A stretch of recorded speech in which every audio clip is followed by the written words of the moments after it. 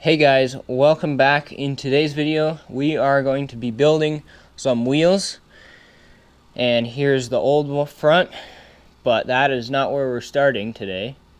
Now this is where we're starting today. That's right, I got some aftermarket hubs, billet CNC'd, anodized blue, forged, at least that's what they claim. These are some KKE hubs. Not sure how they're going to be. They are from China, but it is really hard to find stuff for these old bikes. So these were ones that we happened to find. We happened to find the front and rear set. Tusk made the rear, but it wasn't in stock, and I'm sure you could get the front from them too. So we ended up just getting the whole set. And the reason we did this is so we didn't have to powder coat the old set, and we needed a spare paddle tire. So that's what I'm going to use the old set for. And along these lines, we got a brand new spokes kit, black spokes with silver nipples and some blue rims coming. So that should be pretty cool. The front rim is already here, and I already got it laced up. So I'm going to show you guys how to do that next. I'm going to kind of talk over it, tell you guys how I've been doing them. And once we get that, I'll show you how to true it. Then I'll do a time lapse of the rear, full process. Then we can see these things finished, get some tires on it. I don't know. It's going to be pretty cool. We got a lot planned for today, so let's get started. Alright, here we go. So we got the hub and the rim set up inside because it's too cold to do this outside. And we got the rim on a couple of 2x4s, so it's positioned better. And I don't know what happened to the footage of putting in the first spokes, but this will be the first set of spokes in here. Now I believe the rear had different sized spokes, but I think the front was all the same size. But if yours has two different sizes, obviously if you put it together, it's either way too long or too short, then try the other size. So how we're doing this is when you put the spokes in and you look at the hubs, there's sets of holes where the spokes will cross immediately when you put them in. So try and get these two spokes as far apart as they can, so you can lace the wheels up correctly. As you can see, we're putting anti-seize on the threads of the spokes so that they go in smooth and have a better chance of moving in the future if we need to tighten things. So you can see that we're doing the spokes that are going in the same direction first, and you start with a spoke, make sure that it lines up with the rim right, and then skip 3 holes to do the next one, as my dad is doing here. And I guess the camera battery must have died, so I'll explain the rest with the rear wheel. Alright guys, we got this rear rim here, same color, even though it's a little darker. And we got the spoke kit and the hub, so we're pretty much ready to get this thing laced up here. So we're all set up. Out here we got 2 different size spokes. They just got a little different bend and maybe a little different length. So we'll see once we get this stuff going. But anyway, enjoy the time lapse. Okay, so we did this one a little better now that we had some practice with the front wheel. So I'll get to where we were with the front and just finish explaining the process.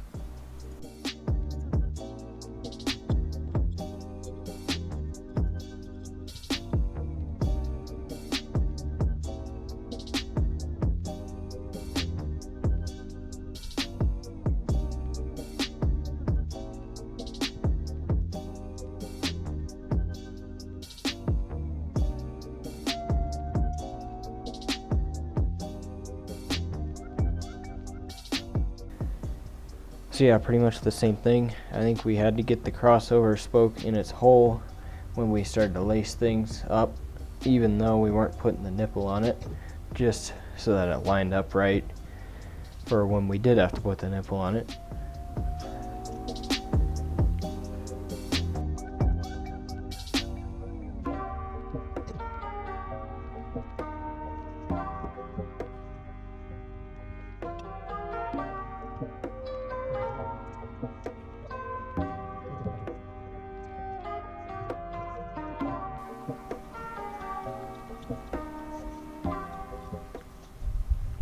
Now that we got the first set that we're going the same way, we'll do the opposite ones, which will follow the same pattern. and it's kind of hard to do it wrong because the holes in the rim face a certain direction, and you can't even thread the spoke if it's in the wrong hole.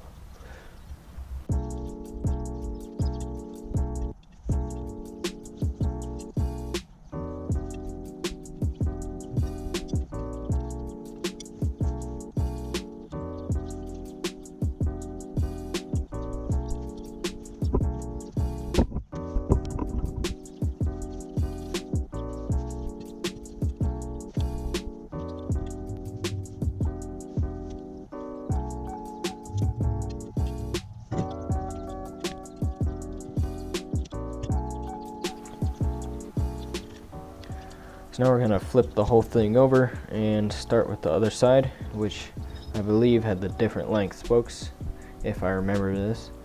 And it's basically the same pattern, it just might be a little harder now that there's more stuff in the way.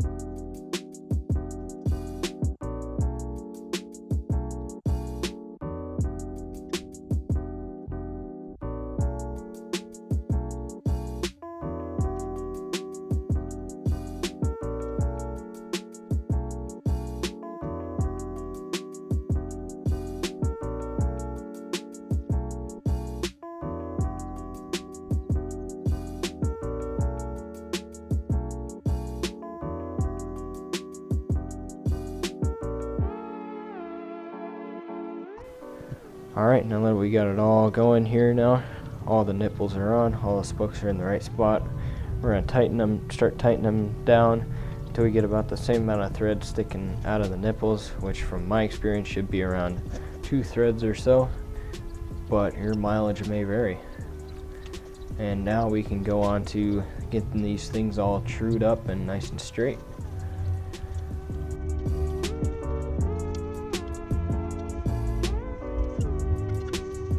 Alright guys, we got this rear wheel all assembled and pretty much tight, but as you can see, still got a little wobble to it.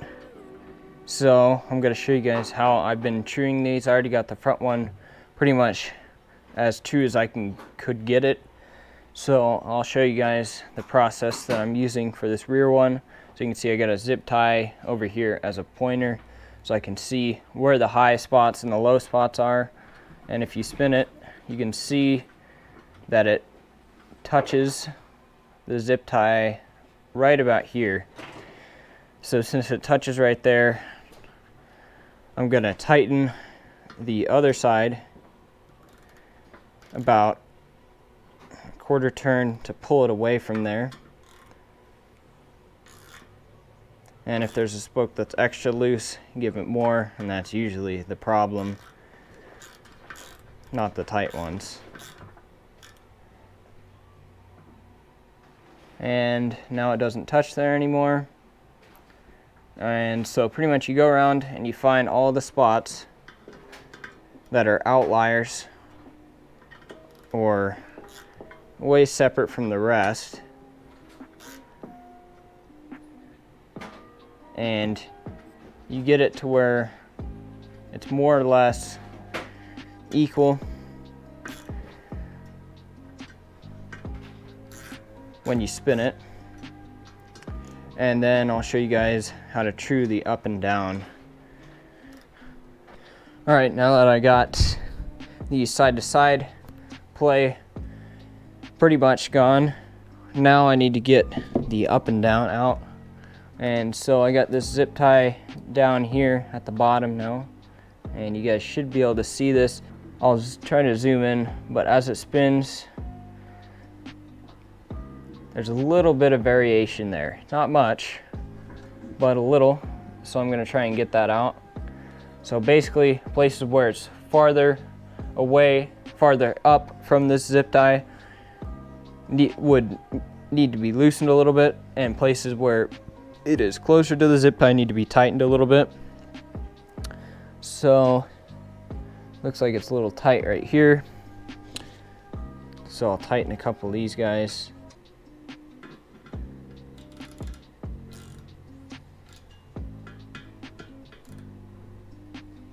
And you pretty much just do this all the way around the wheel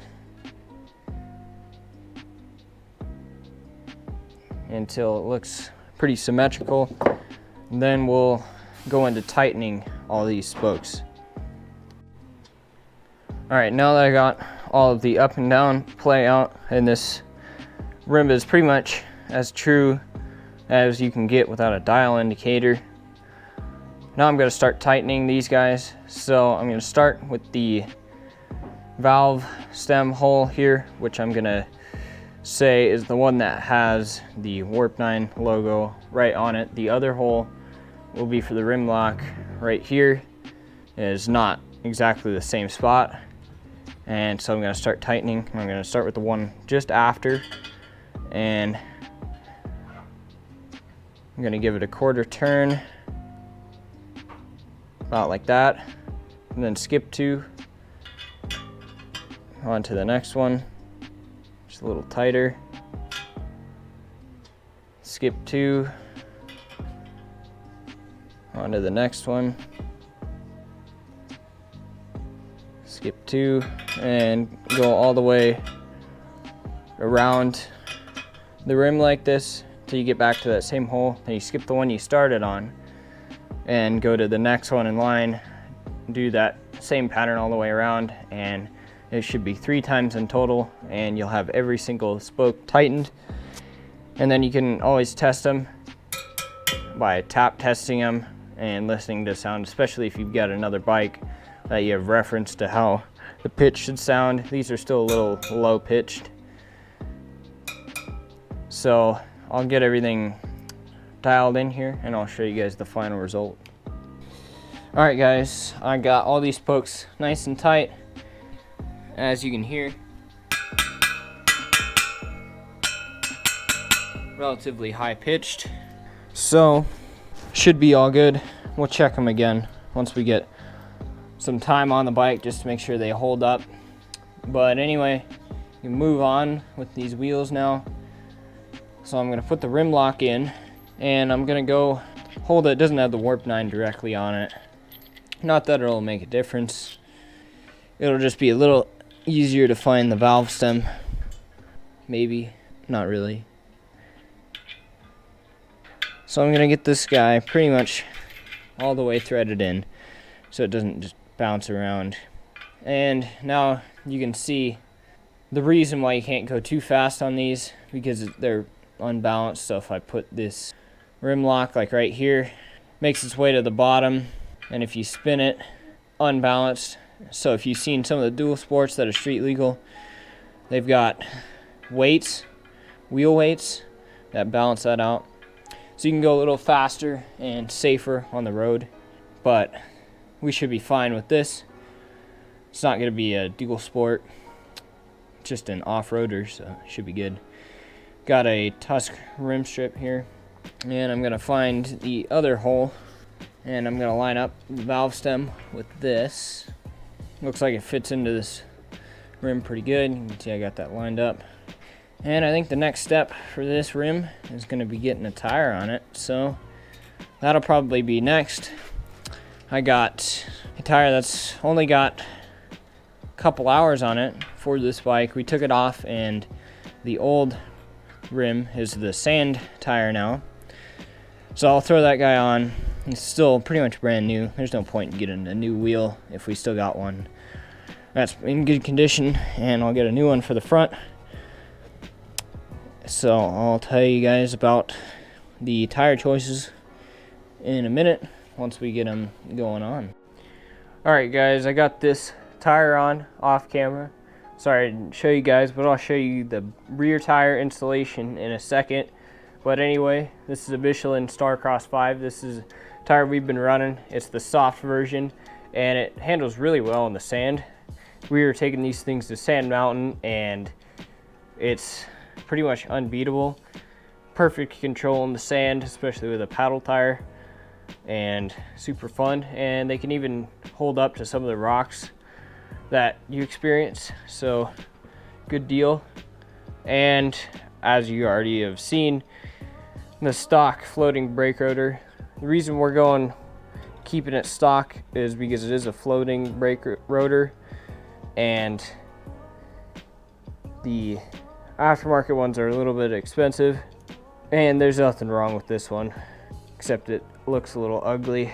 And we already got the seals installed into the hub.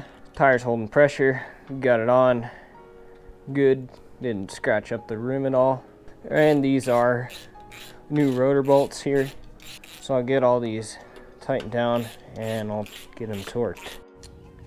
All right guys, we got the tire here for the rear wheel, and this tire only has about a 1 to 2 rides on it. It was on the 426 before we rebuilt it, and we weren't sure, needed a new tire, and we ended up rebuilding it shortly after. But this tire is still pretty much brand new. It's just been sitting around for a little bit, so we're gonna throw it onto this wheel that we built. So let's get started here. This tire is not directional, and this is kind of how I've been doing tires. So you put the tube in the tire already, and you want to insert the tube into the rim like so, and put the nut on it.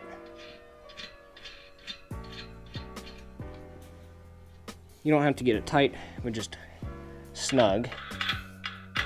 And then take your setup, make sure the tube gets in there, and then press down on the tire. Sometimes you gotta put a knee on it, and you can get the rim into the tire. And then from here, what I do is I put a couple of tire irons in this side here to keep it open, and I take the bead all the way over the rim, so the rim's pretty much inside the tire. So I'll do that, and then I'll show you where to go from there. All right, so I got the rim into the tire, as you can see, and I'm sure a couple of you already know this technique. So what I'm gonna do from here is I'm gonna open up the bead area, throw the bead buddy in. Helps a little bit. Actually, I think I'm gonna move it a little bit this way. And I do have a couple of these rim protectors. They do help, especially for that final spoon. I kind of have them in their spot. I don't really have super good technique with them yet. They're kind of annoying, but I think I'll get it figured out. So from here, you get the rim lock in, do something like that, and then you kind of gotta move a little bit further. And with this tool, be extra careful, unless you got the non-anodized rims.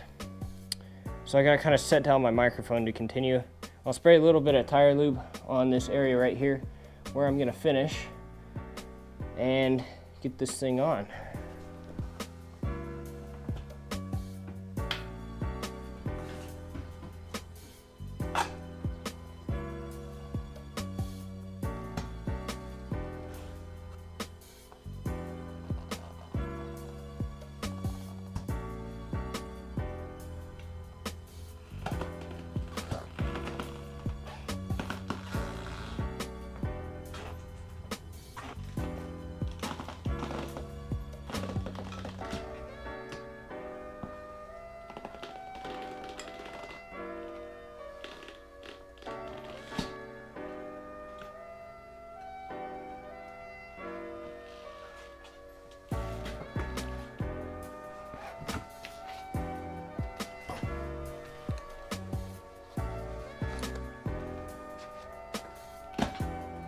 Alright, got one side down, one side to go.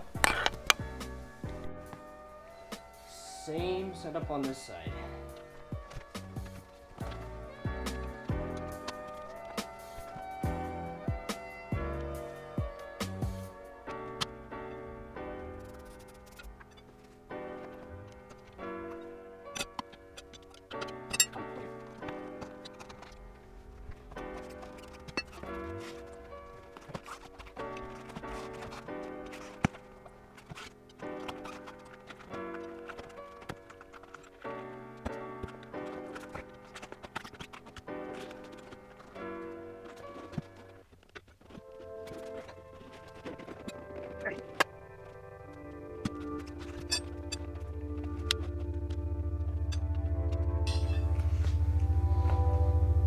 Alright, got the other half in. It's a little bit of a challenge once you get to the end, but I got it. So with any luck, hopefully beads up and I didn't pop the tube. Alright guys, to finish off this tire here, all we gotta do is fill it with air. And as you can see, I already got one tire iron in. So the technique for getting this particular tire, this is a 220 ride medium terrain tire. I love these tires because of their price, which isn't that much, and you know, they might not last as long as some of the other stuff, but they last pretty good and they're so much cheaper. The only problem is they're not super easy to bead. Once you kind of got a technique down, they're not bad. So what I do is, you can see over here it's already beaded. Over here it's not, and it's pretty far in. So I spray a bunch of tire lube in there and put all these tire irons in it with the pointed side towards the tire. And then hit it with air.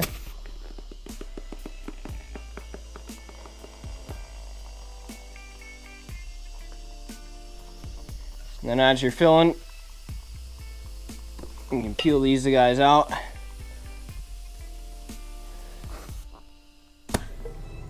Usually it takes quite a bit of pressure to do these things, and I usually go pretty much as it'll take.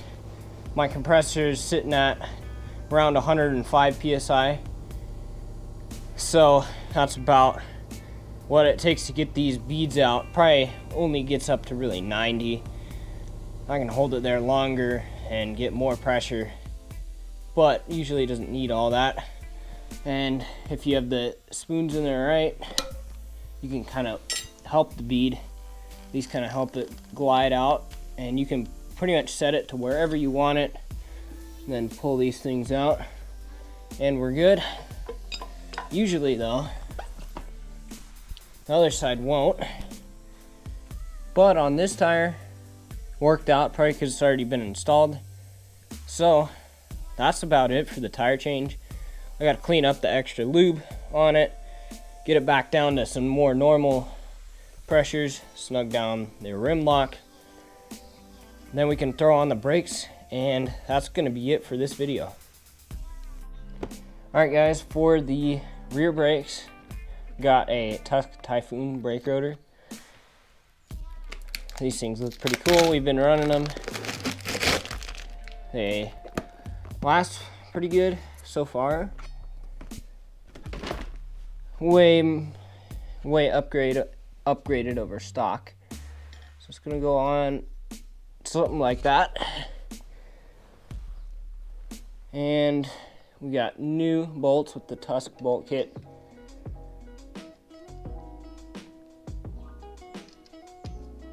And I think this wheel set is gonna look pretty killer when it's done. And you wanna torque these guys like lug nuts to 10 foot-pounds. All right, now we gotta get the sprocket on, but before I flip it over, let me install this seal real quick. And this hub is a little bit of an upgrade over stock, because the stock hub only has one bearing on the sprocket side. This one has two, more like the Hondas. So I'll have to finish installing the seal in a minute, because it's going to need to be pounded in, so I'll do that. All right, so for sprocket, we have a 48 tooth Vortex steel sprocket. Now, we've been running these on all of our bikes. They are steel, so they're a little heavier than aluminum, but what we've found is the aluminum wear out super fast. These will last for a while, and so running the steel instead of the aluminum doesn't cost as much overall, because you don't have to get new ones all the time, and doesn't look that much worse than aluminum ones. Now, you can get those bimetal ones, but those are more expensive, and yeah, they do the job. But I have seen them break before. Now, it's not too common that they break, but possible. So all steel shouldn't have that problem unless there's some serious defect. So I'll get all of these nuts on, and I'll try my best to torque them to 30 foot-pounds. You can get pretty close, but since you can't torque from the back, their friction plays a role, so it might not be a perfectly accurate torque, but pretty close.